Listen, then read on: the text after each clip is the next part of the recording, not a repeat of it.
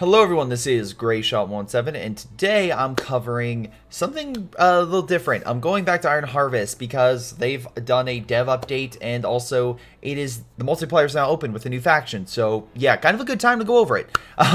First up, reason why I have not covered it on the channel, in case you were like, Greyshot, you covered some of the campaign, I was expecting multiplayer and such.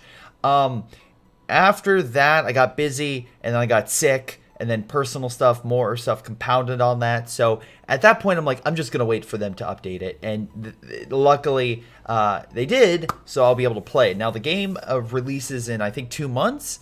So, yeah, the release is coming soon. So they have the new Rusviets faction available. That was kind of hinted at during the campaign.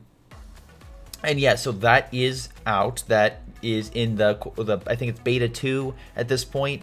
But interesting to say the least. They had a trailer. I like some of the units. They're definitely oddball units, and I think that's the best way to describe the Russians. Is they're not based on speed, or they're not based on like having the best stuff. They're just based on craziness. They're just based on like, what is an idea for a tank? All right, that sounds great, do it. So I don't mind that, because if they're oddball units, that just makes them more kind of stand out, and hopefully they have a good flair to them. That way everyone kind of enjoys their own separate faction. But that's what I was kind of looking for, because again, multiple times in this I'm going to be comparing to Company of Heroes, just because that's the game that I'm most familiar with. But if they can have something similar to a Sturm Tiger or something like that, where it's like this off-ball unit that doesn't really work in the normal flow, but you add it in, it's just fun.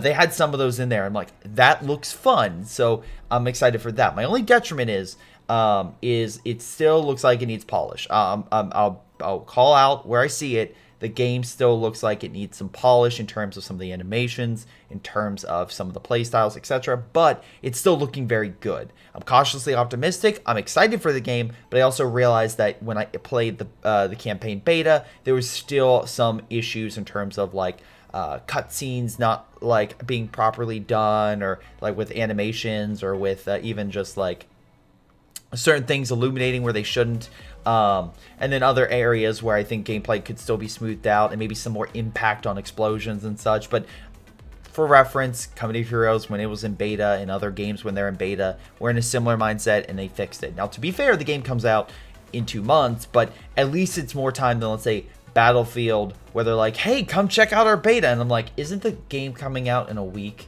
How much is this stuff really gonna fix? So there's that. Also, this is a smaller team compared to a lot of like other bigger games, so it's like they're doing what they can, and I 100% get it. As long as it's fun, and as long as they're listening to people, which they are, they're trying to get as much bug fixing and other things done before the game's release as possible. Fantastic, awesome to see. So we'll have to see. Now, the big thing about this as well is changing the actual gameplay when you're in a match, and this is stuff I kind of want to go over real quick. So you have the commanders, aka the like hero units that you can deploy with each of the factions. So you got Polania, Saxony, and Rusviets. Polania, you get like Kuls, aka like this weird gorilla mech. You get Anna Kuls, who's like a sniper with a bear that can go out and attack people. You have, I haven't seen this thing before, the Brynhild, and you have Gunter. I'm assuming Gunter has some type of machine gun pistol, it looks like. And then Brunhide, it looks like some walking battleship or something like that. Actually, I take that back. It looks like a land ship mixed, like literally, it's like a, yeah, it's a great example. It's a four-legged walker that's mixed with a land ship that's mixed with an actual ship, like a broadside cannon ship, which is, again, very interesting. The thing I'll say about this specifically as well, with Colonel Zupev's unit being like a front of a ship, is just they're definitely different. They're definitely different mechs, and I like that aspect in terms of not being so samey as like, oh, bog standard mech. No, they're all different. So I'll give creativity points for this. Also, there's a new tiger that this woman rides on the back and then jumps off with a sword. All right, Olga, yes, you got my attention. Hopefully you're fun to play. Now, they also added a new thing. For each of these hero units, you deploy them when you upgrade the base or you make a new base. And this could be fascinating, because how these units are deployed could impact how the battlefield goes. So example, if these reserves that you have are deployed and can help change the course of battle and make new interesting gameplay dynamics. That's what I was kind of looking for when I mentioned earlier in previous games, where it's like I was waiting for the hook. Because while, like, again, I'll keep referencing Co 2 and Co in general because it's so similar.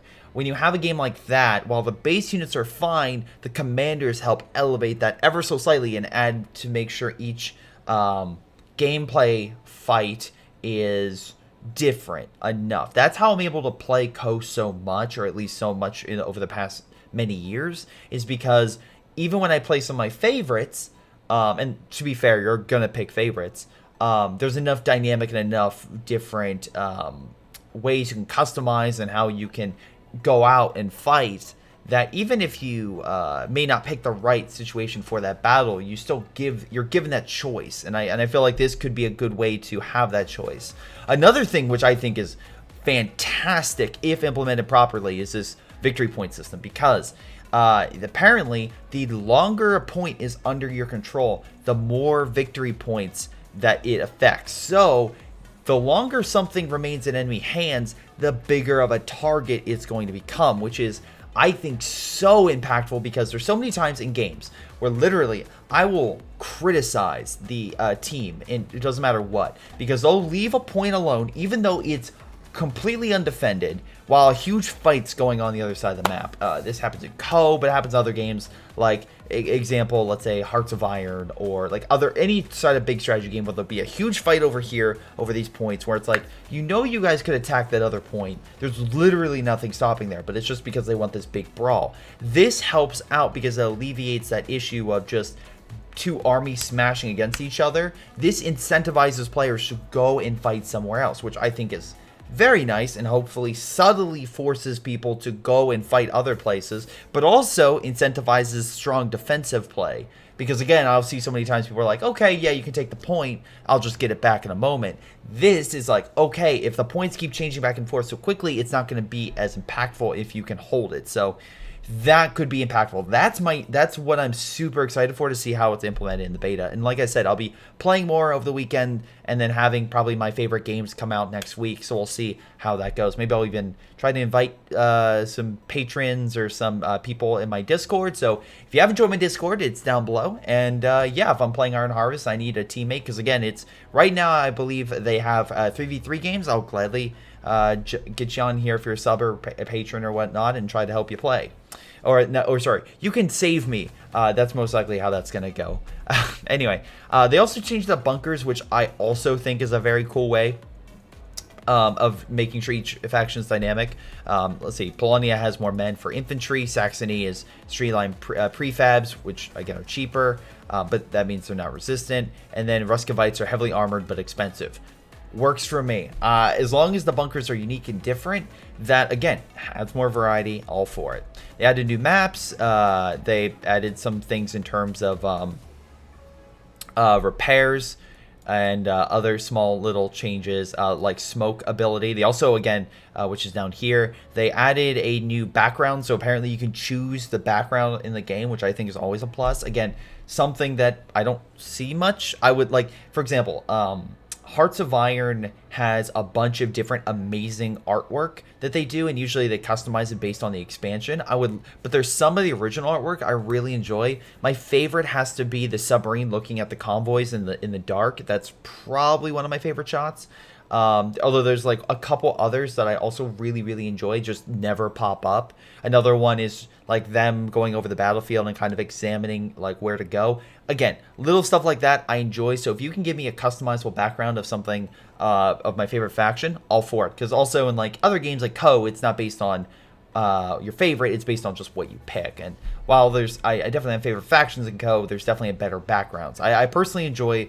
Probably the most scenic one is probably the actually, weirdly enough, the original one that they had with like the huge landscape under fire.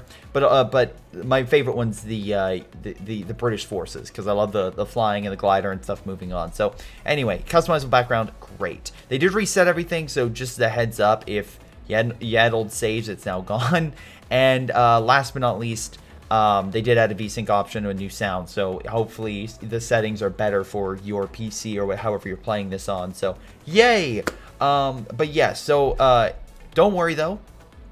If you aren't in their early access program, apparently they're opening up their Discord shortly, which is good. That way, it might be easier for you if you are playing the beta or something like that, or maybe you're trying to get details on it, but it's like, like, how do I get in? Hopefully that streamlines the process for communicating with the devs. But yeah, definitely interesting. Again, the major thing, the thing that caught my eye was this victory point. That is something that it drags out so as strategy games I play so long for them not going for strategic points, that if they do this right, all for it. But we'll have to see what they do. The heroes and reserves and other things like that, I'm gonna have to play to realize. I think I put like 30 hours into this game so far. Again, I want to put quite a bit more in multiplayer to kind of get a better grasp of it. But we'll see what happens. We'll see what happens in the strategies that pertain to it. And hopefully, like I said, my biggest concern is bugs in terms of overall just gameplay. Hopefully they continue to smooth that out, and it's smooth sailing for the release. And yeah, we'll see how that goes. But otherwise, this has just been a quick update. Once again, if you expect more Iron Harvest content on my channel in the following week as I play the beta, but I just want to give a heads up on the new patch that's kind of changing things. What they're adding in, the new faction, and last but not least, just a quick update that yes, I am going to be playing Iron Harvest again, and sorry for the delay the last few months. A lot of things have been going on in 2020, a lot of things, but hopefully this is a positive one. But anyway, it's been Greyshot17, and I'll see all of you next time. Hello everyone, this is Greyshot. Before you guys go, I want to give a special shout out to Patreon supporters Milam, Joey, G240, Anton, Bishara, Ion, PyroShark, Ace, Jakub, Ocwieja. Thank you guys so much for your amazing support. You guys rock. This has been Greyshot17 and his amazing patrons, and I'll see all of you next time.